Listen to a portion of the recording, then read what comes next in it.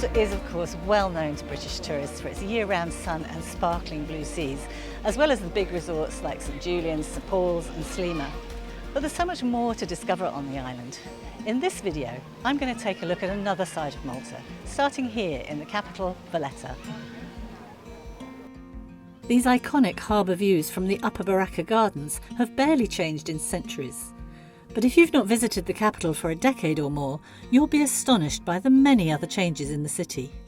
Nowhere more so than the city gates, where a dramatic reconstruction completed in 2015 was overseen by world-famous Italian architect Renzo Piano.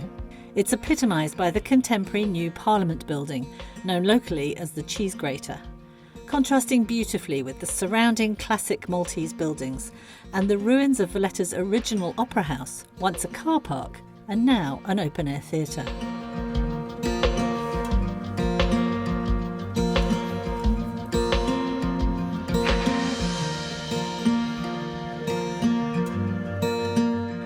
There are, of course, plenty of resort-style hotels in Malta with all the expected facilities. But here in the capital, the hotel choice is more eclectic. I'm staying here at the Domis Zamitello Hotel, which is a great example of the emerging trend for boutique properties right across the island, but especially so here in Valletta. They're very often renovations of historic houses, or as in this case, a 17th century palazzo. Other examples of outstanding renovations that are now boutique hotels include the ultra-modern Rosselli and the uber-cool Inyala Harbour House. And the grand dame of them all is the iconic Phoenicia Hotel, complete with beautiful gardens, a spa and infinity pool. For anyone with an interest in history, Valletta is endlessly fascinating. The whole city was designated a UNESCO World Heritage Site in 1980.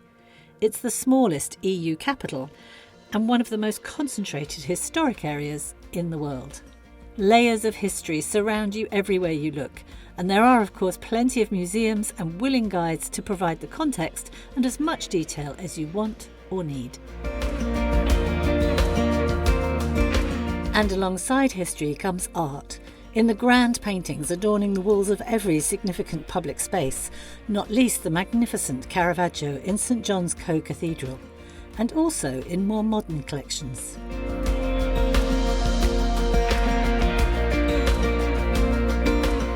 Not only is the art fascinating here at Musa, but also the building itself.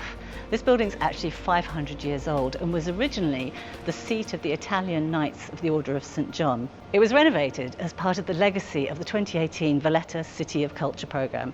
And the beauty of it is the building is now carbon neutral, and that's thanks to things like solar panels, intelligent LED lighting, double glazing and the thermal mass of the building. It's history with eco-credentials. Valletta is best explored on foot. To cross the harbour, these wooden water taxis are the way to go. And it's always great to have a knowledgeable guide with you, like mine, Daryl, filling in the details. We're now approaching the three historical cities with all these traditional Maltese terraced houses and apartments dating back to hundreds of years. You can say that this is the most historical part inside the Grand Harbour.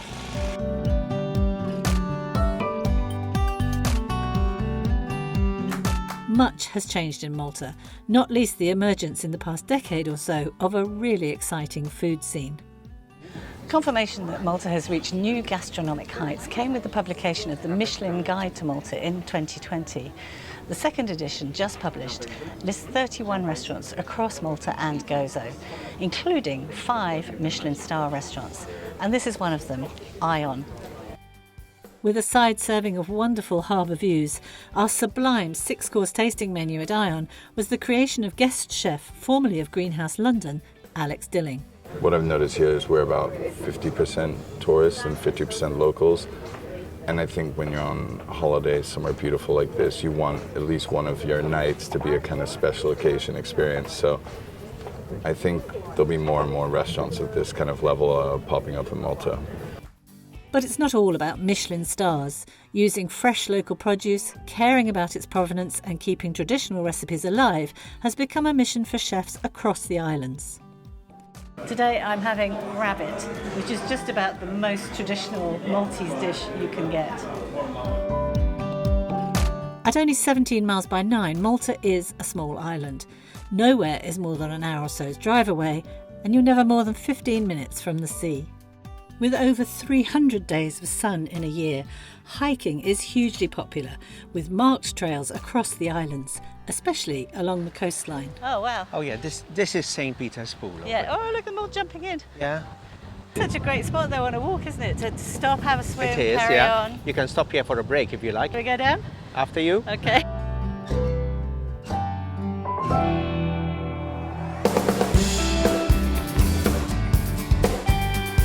And you can combine walking with stepping back even further in time, exploring Malta's prehistoric sites.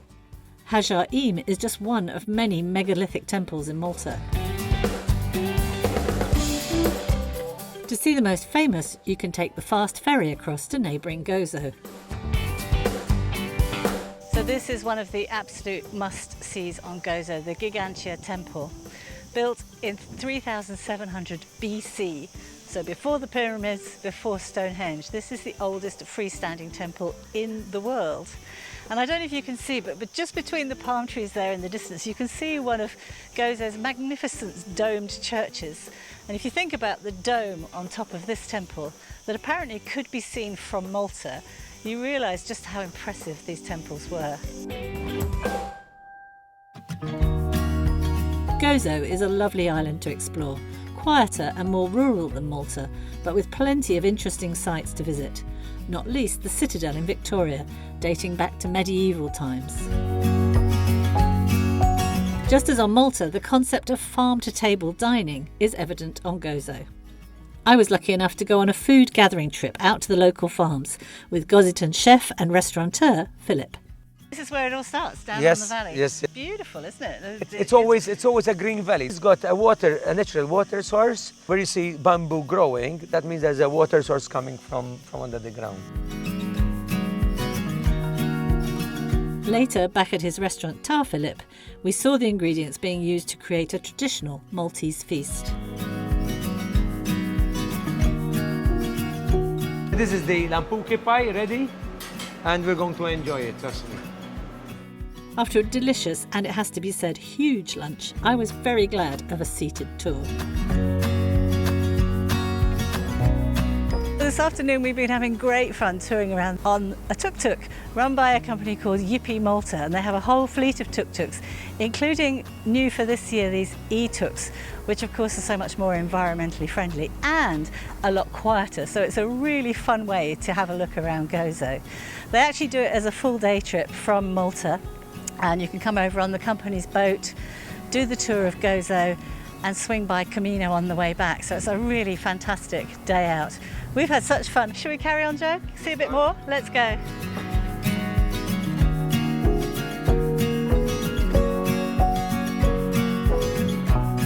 Back on Malta, there are plenty of other places to explore. A fresh seafood lunch in the fishing village of Marsa makes a lovely detour, as does a wander through the quiet alleyways of Mdina. Well, I'm ending my tour of Malta here with the beautiful backdrop of the city walls of Mdina behind me. We've had a bit of a whirlwind 5-day tour looking around the island, and I hope I've given you lots of ideas for the many things to see and do beyond the obvious appeal of sun and sea. Here now in September, the summer season is drawing to a close, but the temperature's still up in the high 20s. That's obviously going to fall in the coming months, but autumn and winter are really great seasons to visit the island and explore without the crowds.